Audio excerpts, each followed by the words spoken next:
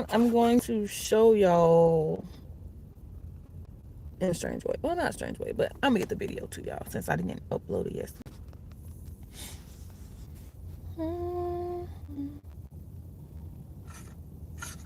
What's up, beautiful people? We're gonna do a Bible study juice. So we haven't done one in a long time, but I have one for you today. And I would just like to go ahead and give the warning. I am in a public place and there are some actors around me. So if you hear commotion or anything like that, again, I have warned you that there are actors around me. So if you hear anything, you gotta tune it out. Anyways, we're going to come from Ezekiel 3:20 through 21.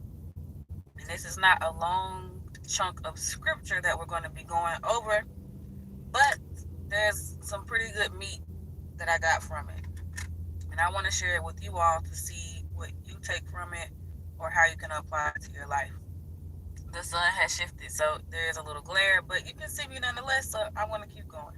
As long as you can hear me, we're good. This weather is changing, so allergies are... I don't even know if I have allergies. Let me not claim that. Sinuses. That's what it is. Sinuses. Alright, so the title of this Bible study juice is Pick Up Your Feet. Pick up your feet. So for the past few days, I have been stumbling over my feet. Like walking and just stumbling over my feet. And I'm like, why in the heck do I keep stutter stepping? And so as I was reading in the gym earlier today, my devotional came from Ezekiel 2. Excuse me. From there, I continued to read, more throughout the book of Ezekiel. And, finally got to a place where I could sit down and actually fully study and deep dive into the word. And here we are with this Bible study. So, Pick Up Your Feet is the title of this message, of this lesson. And it reads, I have broken it down in parts, and of course I do my notes. I can't say of course because I haven't done this in a while. My apologies. But I have a word now. So, let's go. Pick up your feet, Ezekiel 3:20 through 21. Now suppose faithful people start sinning, and I decide to put stumbling blocks in their paths to make them fall. Y'all, what have I been doing? What did I tell y'all I was doing? Tripping over my feet, stutter stepping, walking, but for some reason stumbling, stutter stepping when I walk. And so the interesting thing that I got from this was God's people miss the warning because they're too busy focused on the stumbling block and not that something must be wrong if they're falling or stumbling. This entire time that I have been stutter stepping and all of this stuff, I'm like, okay, why do I keep tripping over my feet? But I wasn't looking at it from the point of something must be wrong if I'm stumbling, like I need to pick up my feet. So to me, the natural solution was when I walk, I need to pick up my feet, right? If you're stutter stepping and you're not walking without stumbling or tripping over your own feet, people used to tell you to pick your feet up so you're not stumbling, right?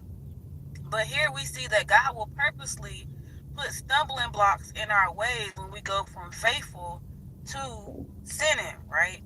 Now, I can admit that I have been looking into things that I should not have been looking into. Don't know where the full desire came from. It was just something that I found myself doing or participating in or watching or looking at, right? Something I don't need to do at all, right? One, because I have a direct connection with Christ, just as you all do. If you seek the Father and you spend time with Him, right? He will speak to you. He will guide you. He will lead you. He will teach you. He will do all the things with your relationship with Him, right? And so what I was into, I had no need to be into if I was just in my word and not into all this other stuff that I was in. But it says people go from faithful to sinning. God will put a stumbling block purposely in their way. And so what are the current stumbling blocks going on in the world that are giving us warning that something is wrong? What are current stumbling blocks going on in the world that are giving us warning that something is wrong? Ezekiel 4:13 states, "When I scatter the people of Israel among the nations, they will also have to eat food that is unclean, just as you must do." There have been issues with our food, right? There have been issues as well in other areas of our economy and just the climate altogether of this country and other countries as well, right? There is something wrong if where we are is not right, right? We're focused on the stumbling block and not what is the issue for the stumbling block to be here, right? And we know from Ezekiel 20, it says, "Now suppose faithful people start sinning." So sin has to be somewhere in the mix, right? We're going to keep going. So what I wrote was, it's not our food currently fake, tampered with. What I also took away from this was Ezekiel's trials were also a message for the people he had to warn. So what is your prophet, God's prophet, going through that's foreshadowing what you might have to experience, right? Sometimes we look at people who may be in situations that are not favorable, right? Not favorable to you. We'll make up all types of excuses or reasonings why we shouldn't listen to this person or why this person can't have favor, or all of these other wild things people come up with to make themselves feel better, right? It will be a collective of people that will come together and say, "Oh, this person's life must be like this because of something they did." Whole time their life is like that because it's a foreshadow to what's to come for them. The things that Ezekiel went through or that he had to go through during his trials and tribulations as a prophet when God first called him, it was because some of the things that he went through was a foreshadow, right? He had to act out the things that would happen or take place to Jerusalem.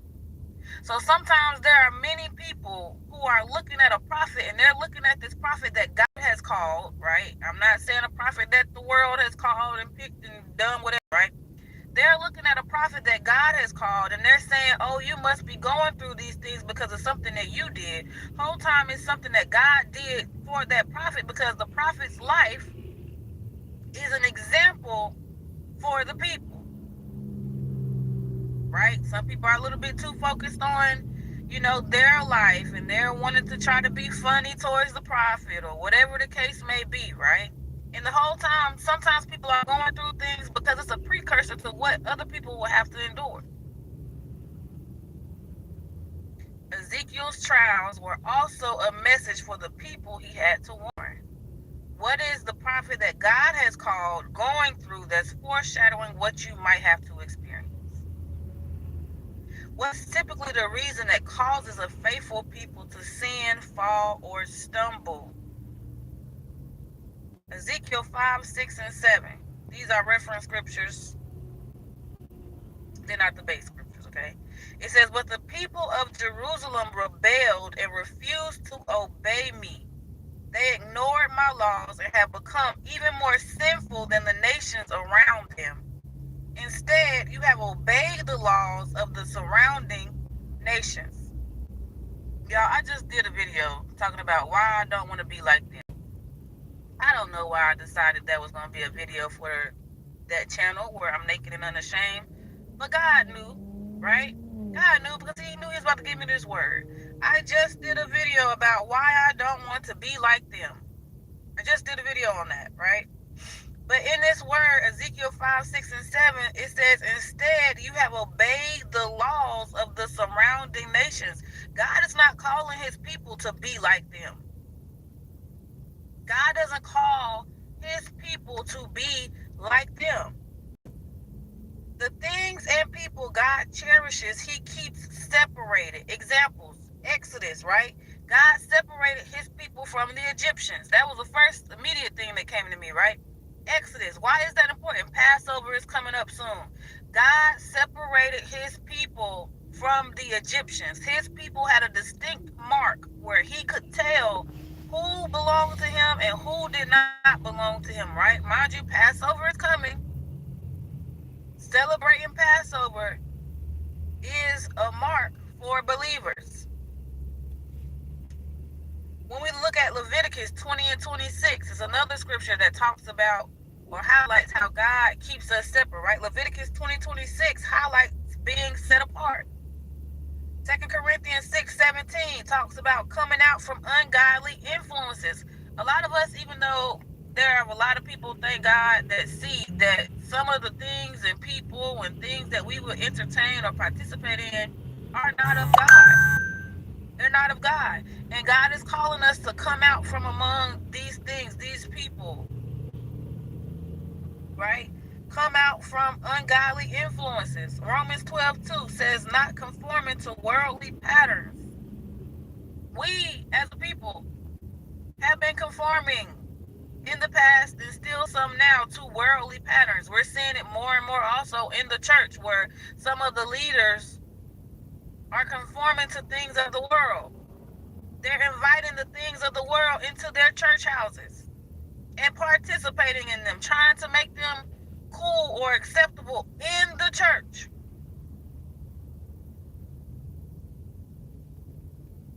Romans 12:2 reminds us not to conform to worldly patterns. When we continue to read the rest of Ezekiel 3:20, it says they deserve to die because of their sins. They deserve to die because of their sins. Do you know how much someone has to love you to warn you first? Do you know how much someone has to love you to give you a warning first? To give you a warning before they send destruction.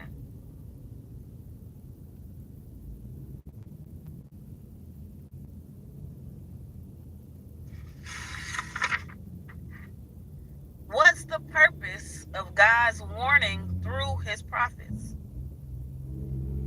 When we look at verse 21, we find an answer. This is God talking to Ezekiel about if he warns the people or not, right? Verse 21 says, but if you do warn them and they listen to you and stop sinning, I will let them live and you will be innocent. The warning is to reset you back to faithfulness. The warning is to reset you back to faithfulness, to hopefully get you to stop sinning so God doesn't send destruction. So God warns us because he loves us, and his warning is in hopes that we will stop sinning, so then he doesn't even have to do the destruction. A lot of people are like, oh, we don't want to be judged by the prophets, or oh, we don't want to hear the prophets' words. There is scripture that says Zion is, let me find it so I can state it right.